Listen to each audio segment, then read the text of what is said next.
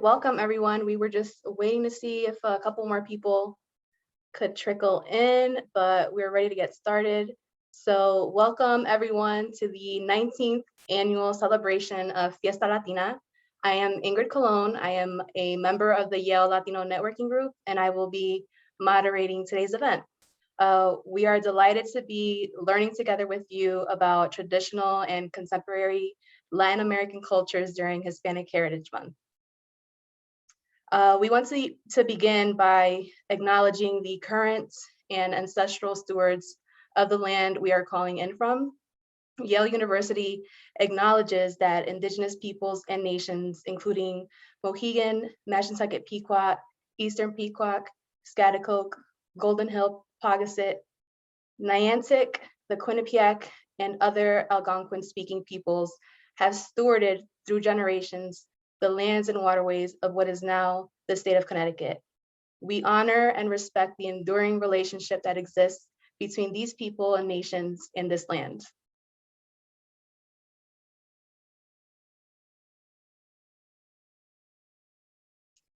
We also want to celebrate and appreciate the many organizational partners and sponsors who have made this year's celebration possible. So thank you to our founding partner, Junta for Progressive Action, the Yale Latino Networking Group for co-hosting this year's celebration, and to Gather New Haven, the New Haven Public Library, the New Haven Museum, and ARTE Inc. for programmatic and outreach efforts. Thank you also to our generous sponsors whose support is making it possible for us to gather in this online space together. Fiesta Latina is sponsored by Avangrid Foundation and Univision, with additional support from the International Association of New Haven. And translation and interpretation for Fiesta Latina is made possible by the Council on Latin American and Iberian Studies at the Yale Macmillan Center. So just to start, closed captioning and live interpretation are available for this program today. Both features can be accessed through the meeting controls at the bottom of your screen. If you have any questions during the program, please use the Q&A feature. Our chef today will love to hear from you. And also use the chat feature if you have any observations to share or are having any technical difficulties. Today, we're excited to be joining Chef Sil. She's been a vegan chef for 4 years. She focuses on veganizing meals and healing the body naturally with food. And she's also a plant-based nutrition certified. You can order Chef Sil's famous plant-based sushi through her website or hire her for your next private event. Make sure to follow her on Instagram to keep up with her latest pop-ups. Her handle on Instagram is Latina_vegan_chef. So for today's cooking demo, we're going to learn how to make a vegan bistec encebollado, and I'm so excited. So here's Chef Sil, and buen provecho to you all. Hi guys, thank you for joining me today. I am making a vegan bistec encebollado. This is actually a Cuban dish that my dad used to make for me growing up. Traditionally it would be meat, but we're not doing that today. So I have some Portobello mushrooms that I've marinated with about 3 tablespoons of liquid Aminos. This is what it looks like. You can also find it at Trader Joe's. I've also added some of this. You guys pronounce it however you want. I don't know how to pronounce it. So what I'm gonna do is start seasoning it up with some of these dry seasonings. We have some coarse sea salt, which I added a little bit earlier. You could also use pink sea salt, which is a little bit healthier for you. Gonna add about 2 tablespoons of the garlic powder. And I eyeball everything. I put everything in the recipe card, but I like to eyeball everything and just add what feels good to me. And I hope that you guys can trust yourselves to pretty much do the same thing. And you can keep adding more seasonings as you go along. So what I'm adding now is añazo, which is normally in the little Goya Sazon packets. It's what gives it the color. but I like using it by itself instead of getting the pre-made spices, because sometimes those pre-made spices have way too much sodium, too many other chemicals and ingredients that they add to sell it pretty much, and we don't need that in our bodies. So I'm adding some onion powder actually, and I'm gonna add a little bit of oregano leaves. You don't want too much because it might make it sour. The next thing I'm gonna do is add just 1 tablespoon of cumin.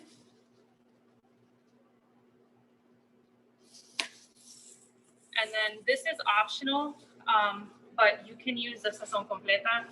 I prefer, I'm not gonna say brands, but this is one that I feel good about. So I know we just talked about not using the pre-made stuff, but I just add a little bit at the top and that's pretty much it. I like to let this marinate. That's what it looks like now. I like to let this marinate overnight. You could also marinate for just 30 minutes if you're pressed on time, and then just go straight to the stove and start cooking it up. So if you guys will follow me, I will start cooking.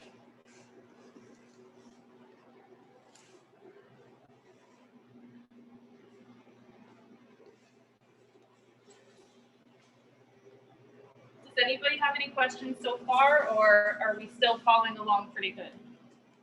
I don't see any questions yet, but feel free to type them in the Q&A section. Yep, don't be shy. You only got me for the next however many minutes. I'm gonna let my stove heat up. The other thing you could do, it's optional, but you could also add a little bit of lime juice while you're letting it marinate. I do that if I have it lying around, but I didn't, so this time I won't be adding it. We do have a question. What type of mushrooms are you using? Portobello mushrooms. So I just sliced them up really thin.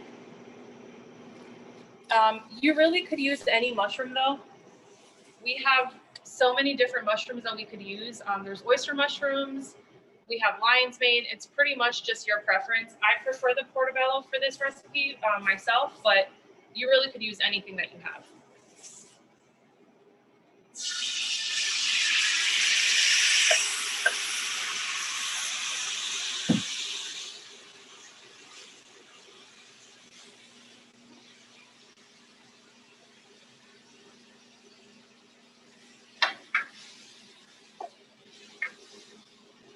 Chef Sil, can you talk a little bit about how you became a vegan chef?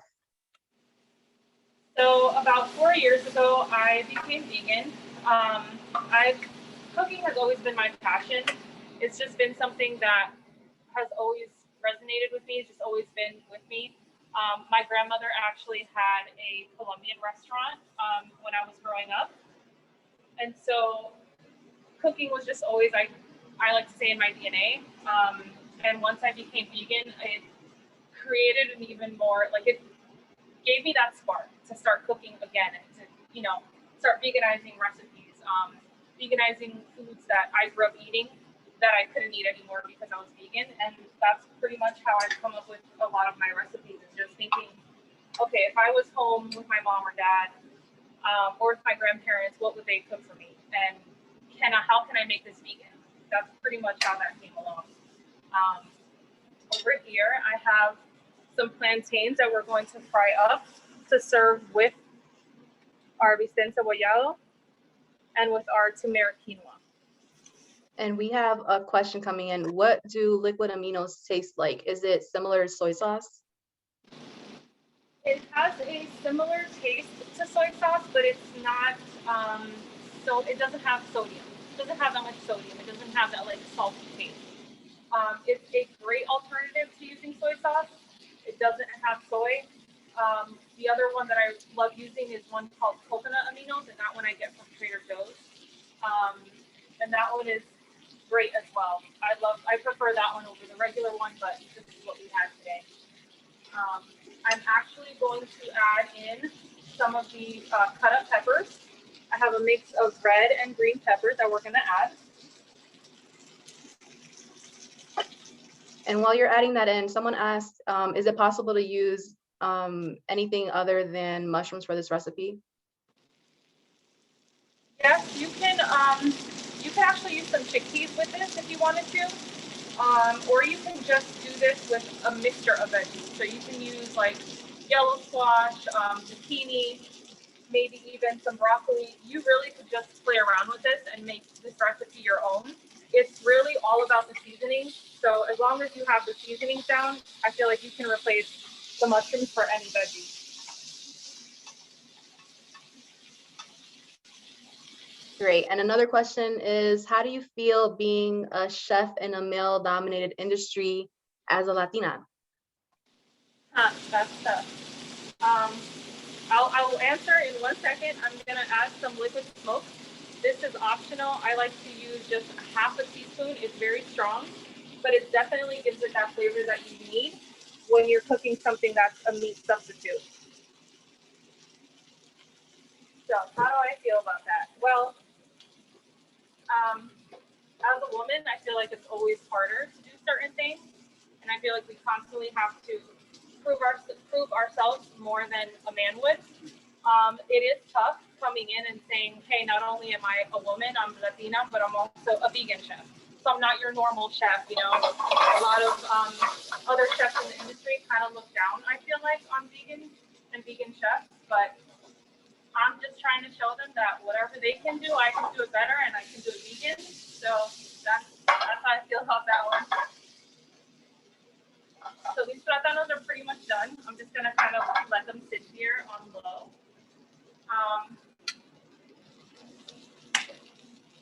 I'm gonna also add the onions in right now, and I'm gonna grab my cooking wine. So you wanna just let this cook down. I'm gonna turn up the heat a little bit, and I'm gonna grab some onions.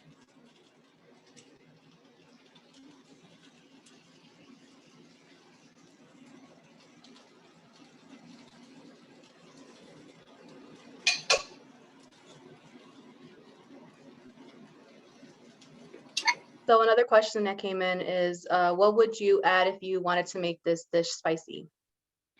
All right, so I love spice in all of my food. Typically, a Cuban dish doesn't have too much spice, but I love my things spicy. So if I were to make this spicy, I would have probably added some sriracha and some habanero peppers. Or add like maybe 2 or 3 habanero peppers thinly sliced in here. And you could also add about 2 tablespoons of sriracha, and that would have given this a really nice kick. So that's another recipe there. You guys can just add that and make it spicy. And someone asked, what kind of oil are you using? I actually use grapeseed oil. I wanted a neutral tasting oil for this because I didn't want I didn't want the oil to change the flavor profile of everything else that I have in here because it's very specific to this dish. I find that making my Cuban vegan dishes, a lot of the things need to be, all the flavors need to marry together. And if I would have used olive oil, probably would have messed it up a little bit. I'm adding red cooking wine, and I'm just going to add about 2 tablespoons.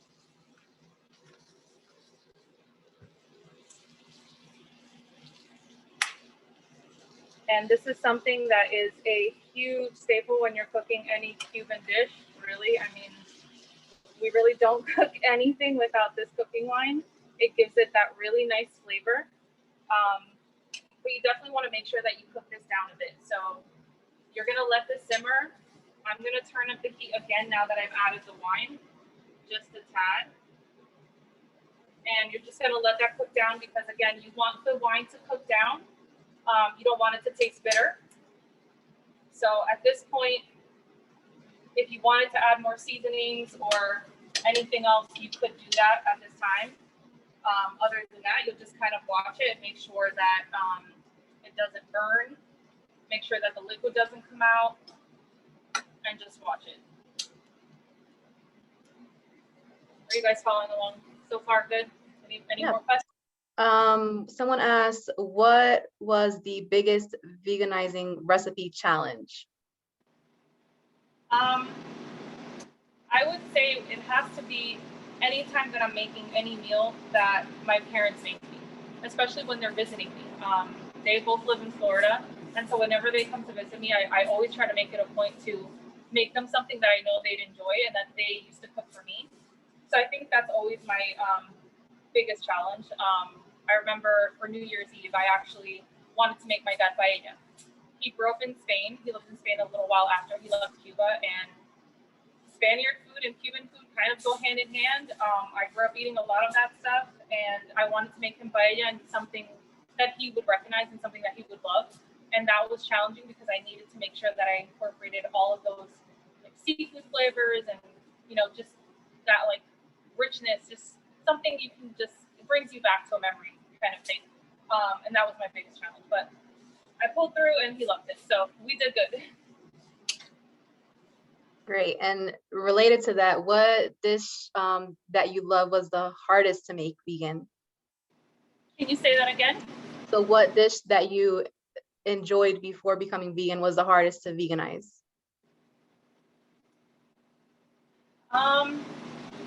I can actually say that I haven't veganized it yet. One of the things that I enjoyed eating, vegans close your ears, this was before I was vegan, was oxtail. I loved it all different kind of ways. My friend used to make a Jamaican oxtail. I loved hers. My mom used to make oxtail as well in her sancocho. She's Colombian.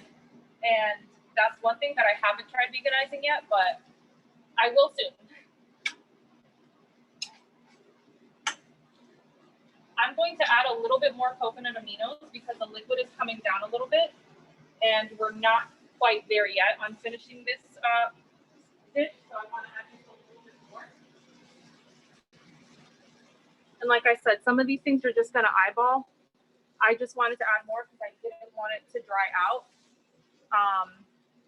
And that aminos really gives it a good flavor. So I'm just looking for the mushrooms to cook down a little bit more and for the peppers to get a little softer. This probably needs another 5 minutes and we'll be good to go. Hi, Chef. We have someone who just joined. They asked if you can just summarize what step we're at now, since they missed kind of like the intro section. Okay, so right now we have already added our mushrooms, our cut peppers, and our cut onions and garlic to the pan, and we're just cooking it down. We've added all of our spices. We've added all of our ingredients, like our cooking wine, our aminos, and we've added just a teaspoon, half a teaspoon of this liquid smoke, which is essential when you're trying to make any sort of meat replacement dish using mushrooms, or just when you're trying to make like a beef type of vegan dish. We've been cooking this now for the last like 15 minutes, so I'm just gonna set it on low. As you can see, the liquid is coming down quite a bit. So I'm just gonna let that cook on low. And then from here, we can just, once we get this off the stove, we're going to plate it with our turmeric quinoa and our platanos that we've already fried up. We have another question. How does your family feel about being vegan? How does my family feel about me being vegan? It was a tough transition, I think, because how do you tell an old school Cuban and a Colombian that their daughter no longer wants to eat meat? It was a very hard transition, but I've been vegan for 4 years now, and they understand and they respect my decision and my choice. And now they go out and buy vegan snacks, and they're like, "Oh, look what I got!" And I'm like, "Okay, you're full now. Like, thank you." But yeah, it's a learning process and it's a journey for all of us, and it's just they respect it now, so it's great. That's great to hear the support that they provide now. Yes, it's great.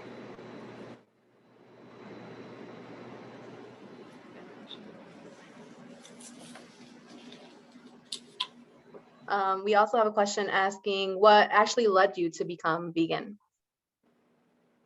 Okay, so what made me become vegan was actually a personal choice for me, and it was because my father actually had cancer. He is fine now, but cancer runs in my family, on both sides of my family.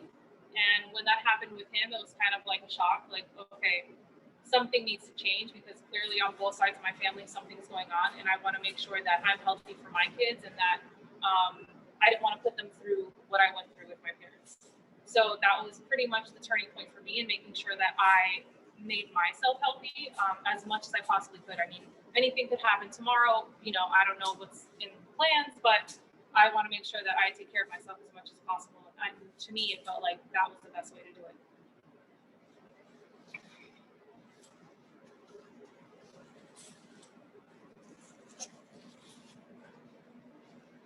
So right now, I've actually just plated our turmeric quinoa.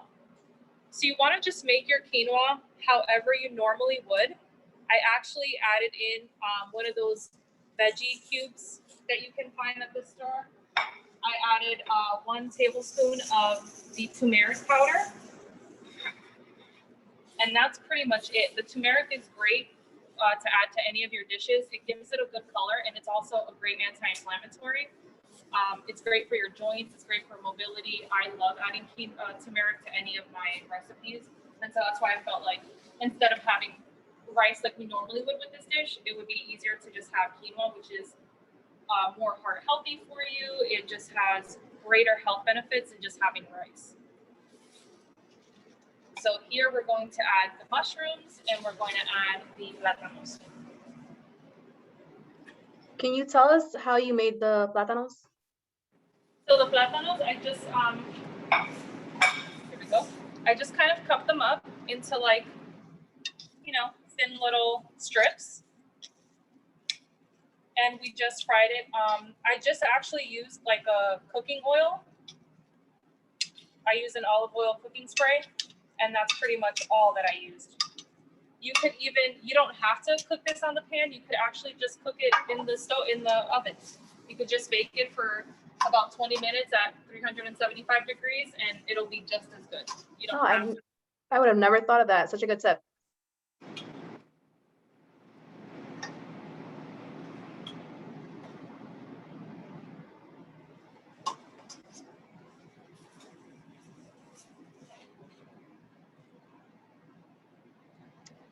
What tip would you give to anyone who's Latina, Latino, Latinx that's considering becoming vegan but would miss their food too much? That looks great. Thank you. I'm actually going to add a little bit of cilantro to here, because I think that cilantro is good on anything. And I will definitely get to that question. So I'm just adding a little bit of cilantro here. If you guys wanted to add some spice, you could add some sriracha, whatever you want. For me, the best thing that I could tell you is it will definitely be a journey. It'll be a learning process. But if it's something that is calling you and is in your heart to do, then I think you should definitely try it out. And the way that I started again was just thinking of meals that my parents would have made me growing up, and I just found a way to veganize them. The biggest thing is adding your flavor, the seasoning, all the things that we grew up eating. It's all about the seasoning and about the love that you give when you're making this dish, right? And so I think when you have all the flavors there, you're really not going to miss the bistec or the pollo or whatever it is that you're adding to it. And a lot of that stuff has a lot of hormones. Our community has so many different health issues with, high cholesterol, heart disease. And I think that even just replacing one meal out of the week with some plant-based food, it'll be great for you. Mushrooms are a great addition. If you don't want to use mushrooms, you can always use chickpeas. You can use a variety of different veggies. Go to a local farmer's market and just pick up a bunch of different veggies. Pick something new every week that you haven't tried yet, and just play around and experiment in the kitchen and just have fun with it. I mean, you can't go wrong. And if you're not cooking for anybody, you're the only one who's going to taste it. So to me, I think it's just about, getting creative in the kitchen. That's pretty much it, and trusting yourself. That's great. Any final thoughts? No, I just want to thank you guys for joining me. If you guys have any questions, I am plant-based nutrition certified. I'll be happy to give you guys a quick call or chat with you, whatever it is. I also do deliveries and pickups out of Sanctuary Kitchen. I do my plant-based sushi. I'm also available for catering and private chef services. And just keep watching my Instagram page and my website for my next pop-up. And I hope that I get to meet some of you and get to feed you. So thank you guys for joining me today. Great, thank you. We're looking forward to it. Thank you. I wish you guys could try this. We'll pretend we can smell the the beautiful dish that you created for us. So thank you, Chef Sil, and to all of you for attending today's Fiesta Latina programming. Please remember to follow Chef Sil on Instagram at Latina Vegan Chef. Thank you all. Have a nice day. Thank you. Bye. Bye.